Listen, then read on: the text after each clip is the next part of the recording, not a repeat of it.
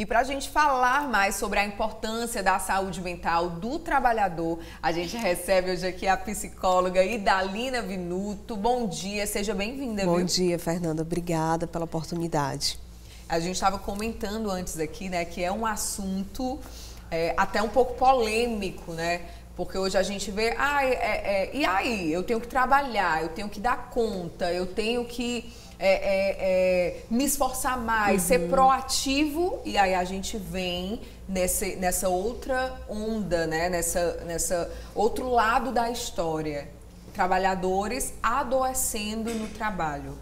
Fala um pouco mais sobre isso pra gente. Bom, hoje, né, você vê mais pessoas adoecendo por conta do trabalho, onde a causa é o trabalho. E a gente precisa focar nas condições de trabalho, como esse trabalho é executado, como ele é gerenciado.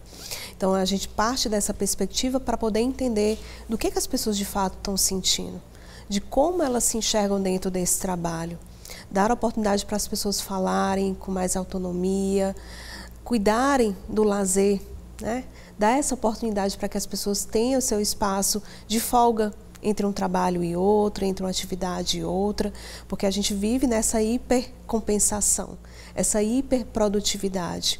A gente tem que parar para analisar sobre isso, porque chega um momento que as pessoas têm um limite, né?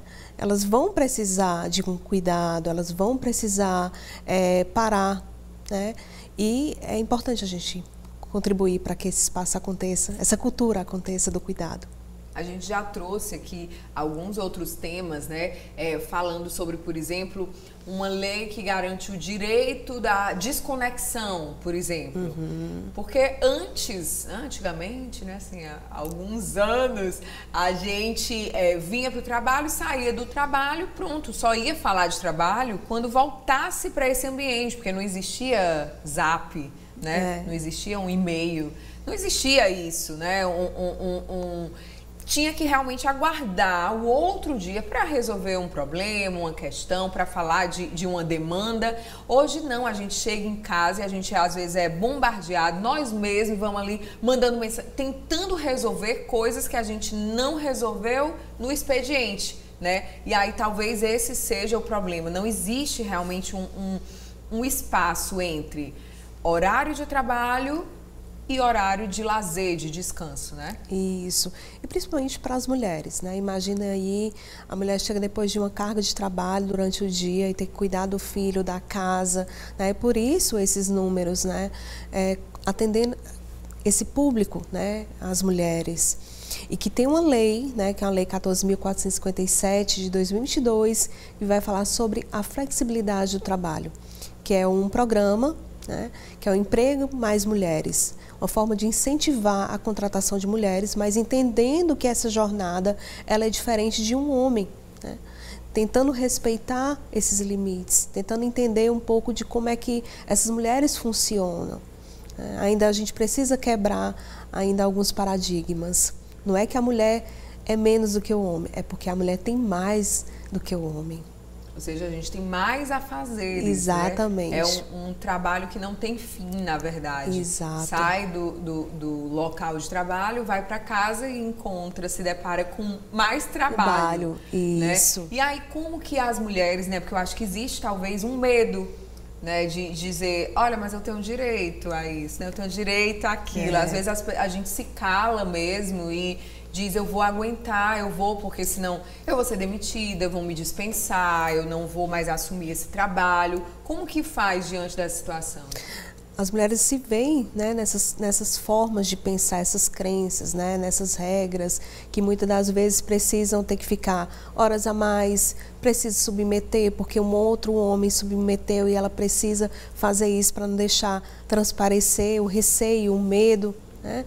Mas que as mulheres elas precisam enxergar que elas, sim, elas têm a oportunidade de que elas conseguem, né, ter essa flexibilidade do trabalho, precisa reconhecer que não é que elas estão deixando de fazer, mas que elas têm outros afazeres, né? E aí a gente precisa trabalhar essa psicoeducação com essas mulheres, né? E também cuidar desses espaços de trabalho.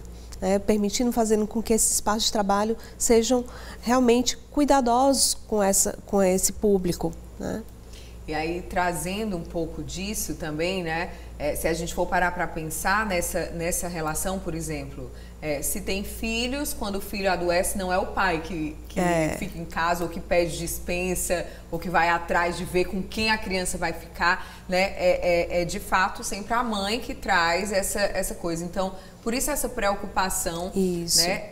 Mas isso precisa ser também entendido pela empresa, por quem é o chefe, por exemplo? Sim, a gente precisa trabalhar essa cultura dessa empresa, né? Entendendo de que as relações mudaram, que as condições de trabalho mudaram, né? Ainda existe aquela cultura de comando e controle, né? Obedece quem tem juízo, mas isso já foi ultrapassado, né? A gente precisa trabalhar para isso. Acho que um ponto também de mencionar é que muitas mulheres são o sustento emocional das suas famílias. E a conta vem, né? Às vezes ela não tem com quem desabafar, não tem com quem falar, mas as mulheres precisam encontrar esse espaço. E aí, qual seria a dica final, né? Para não deixar... o trabalho é importante, a gente não está dizendo aqui não vai trabalhar porque o trabalho está adoecendo. O trabalho é importante, é fundamental para uma série de questões da nossa vida, até para que nós tenhamos saúde mental também é importante, né? É aquele dinheiro para você passear, para ter o seu lazer. Sem o dinheiro do trabalho você não consegue ter o lazer. E qual seria a dica para as pessoas tentarem equilibrar essas vidas para não deixar que o trabalho, que é algo tão importante, prejudique a nossa saúde? Respeitar as pausas sem culpa, né, sem medo, sem receio, promover com que as mulheres sim tenham mais igualdade salarial, igual aos demais homens, né, que executam as mesmas funções, mais oportunidade de flexibilizar o trabalho versus, né, essa vida em casa, com os filhos, assim como também a oportunidade que essas mulheres precisam, né, ter mais oportunidades de ganhar tão bem quanto, né, assumirem cargos de liderança. Viram aí, né? Gostaria de agradecer o nosso bate-papo, viu, Idalina? Muito obrigada. Obrigada, eu que agradeço.